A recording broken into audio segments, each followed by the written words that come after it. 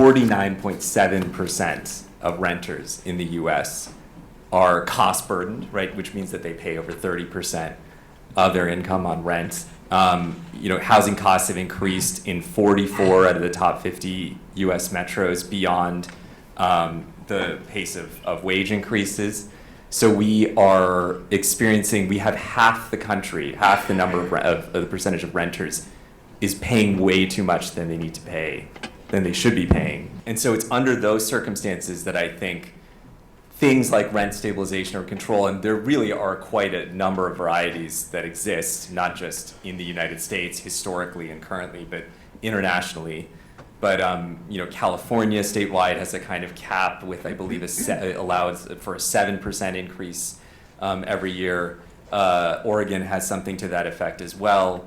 Obviously there are rent stabilization laws in the books in New York City.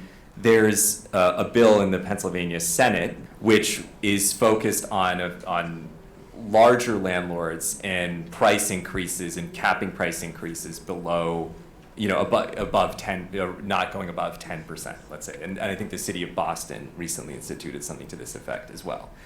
But usually these things, one of the things that people are concerned about with rent control or stabilization is, of course, the repairs issue, which we've been talking about. How do we account for the cost of housing, upkeep, maintenance, et cetera, which is a real issue, as we've been discussing.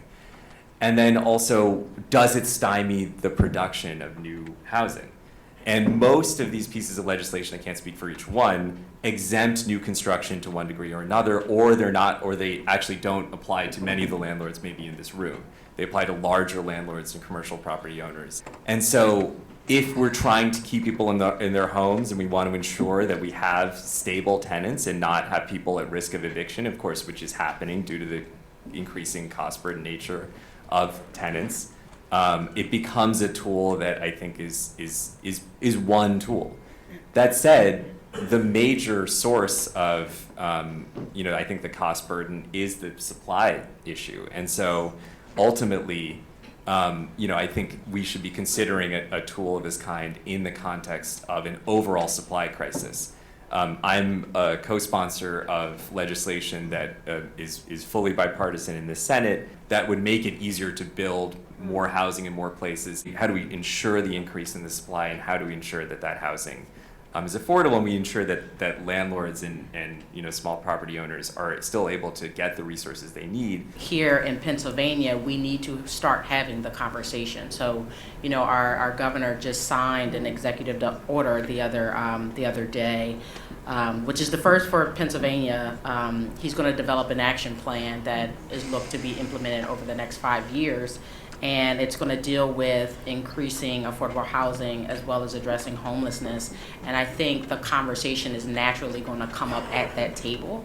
And I think Hapco and its members should be a part of that discussion to ensure that, again, we're balancing both priorities, right? That we're not, creating more homelessness or pricing people out of their homes, because that inevitably has an impact on landlords, because if you don't have the tenant, you can't essentially afford to maintain your property. It would be prudent of us to get ahead of the discussion and work on it collaboratively. So again, we're keeping people housed, but also not forcing you all to sell to the highest bidder. What we're seeing already is, because of all the regulations, especially in Philadelphia, that a lot of your landlords have left the business. And when you talk about out-of-towners coming in and buying the property up, that's happening. Yep. That's happening across the board. And the buzzword that gets landlords riled up more than any other word, or two words, is rent control. And if rent control comes to Philadelphia and or Pennsylvania, what you're going to see, many people in this room and many landlords are going to decide being a landlord doesn't make sense for them anymore.